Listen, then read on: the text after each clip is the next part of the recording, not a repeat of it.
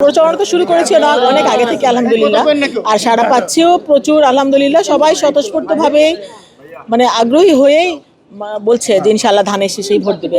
আর একদিক থেকে এরকম মানে অনেক বছর তো ভোট হয় না, সবাই ভোট দেওয়ার জন্য উদ্গ্রীব হয়ে আছে। একটা নিরপেক্ষ ভোট যেন হয়, সবাই যেন ভোট দিতে পারে, সেই তাগিদটাই অনুভব করছে সবাই। তো ইনশাল্লাহ সবাই মিলে ভোট দিলে অবশ্যই জনগণের সরকার প্রতিষ্ঠা হবে। অ্যাকচুয়ালি আমার কেন জানি মনে হয় আমি যখন থেকে রাজনীতিতে এসেছি এটা যেন আমার একটা নেশা হয়ে গেছে একদম। আমার মানে অনেক ভালো লাগে জনগণের কাছাকাছি যেতে আর কি। তো এটা আমার একটা অভ্যাসে পরিণত হয়ে গেছে, আমি কখনো ক্লান্ত হই না, আমার ভালোই লাগে। আমি যখন মির্জাবাদ অন্য নির্বাচনও যখন যে জায়গায় হয় আমি খুঁজে খুঁজে সেই জায়গায় যাওয়ার চেষ্টা করি এবং তাদের জন্য ওইভাবে অক্লান্ত কাজ করার চেষ্টা করি। তো এটা আমার কাছে ভালোই লাগে, জনগণের কাছে আসতে পারে একটা বড় সৌভাগ্যের ব্যাপার। কারণ জনগণের কাছাকাছি আসা যায়, তাদের মনের ভাব বোঝা যায়, চেহারা কিন্তু বোঝা যায়, অনেকে না বললেও বোঝা যায় যে কি বলতে চায়। তো এটা সামনাসামনি তো একরকম, আড়ালে একরকম, সুতরাং সামনাসামনি আসার একটা মানে বেনিফিট তো অবশ্যই আছে।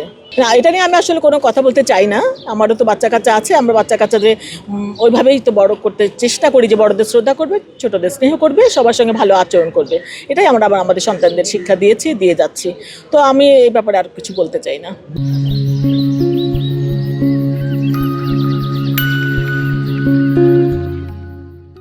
ইনশাআল্লাহ দেখেন, শহীদ রাষ্ট্রপতি জিয়াউর রহমান স্বাধীনতার মহান ঘোষক, বীর মুক্তিযোদ্ধা, বাংলাদেশের প্রথম রাষ্ট্রপতি, তার সুযোগ্য সন্তান এই তারেক রহমান, আমাদের আপসীর নেত্রী, দেশনেত্রী বেগম খালেদা জিয়া, যিনি শুধু বাংলাদেশের নেত্রী নন, তিনি সারা পৃথিবীর একজন অবসংবিদিত নেত্রী।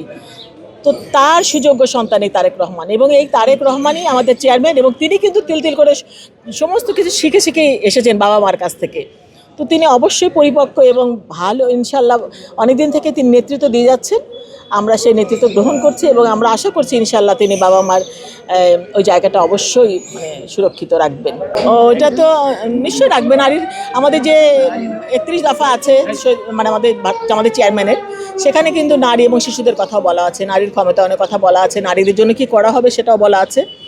আমাদের শহীদ রাষ্ট্রপতি জিয়াউর রহমানও কিন্তু পুরুষের পাশাপাশি নারীদের চেয়েছিলেন, জন্যই নারীরা আজকে রাজনীতি আসতে পেরেছে। এবং দেশনেত্রী বেগম খালেদা জিয়া নারীদের দেখেন বিনামূল্যে শিক্ষা এবং বই পুস্তক, সমস্ত সব ক্ষেত্রে নারীদের এগিয়ে নেওয়ার চেষ্টা করেছেন। এখন নারীদের হয়তো অনেক জায়গায় নির্বাচনে সুযোগ হয় নাই, সেটা যার যার মানে ভাগ্য আর কি। তো নিশ্চয়ই নারীদের জন্য আমাদের চেয়ারম্যান অবশ্যই করবে। নির্বাচনী পরিবেশ আমি মনে করি সুষ্ঠু আছে। কিছু কিছু মানুষ চায় যে এরকম একটা বিশৃঙ্খলা সৃষ্টি করে নির্বাচনটাকে বানচাল করার জন্য। তো এই জিনিসটা আসলে সবার মিলেই প্রতিহত করা উচিত, সরকারেরও এই বিষয়ে একটু হস্তক্ষেপ করা উচিত। আর যে প্রার্থীরা কমপ্লেন করবে, সে প্রার্থীরা আসলে করুক, ওই যে প্রোটোকল নেয় না, প্রোটোকল নিক, লাগলে যাদের দরকার নেই তাদের প্রোটোকলও তারা নিয়ে তারপরেও চাই যে সুন্দর সুষ্ঠু একটা নির্বাচন হোক, তার জন্য যেন বলতে না পারে যে আমার উপর এরকম হচ্ছে জন্য আমি নির্বাচন বয়কট করলাম। এই জিনিসটা আসলে হওয়া উচিত না।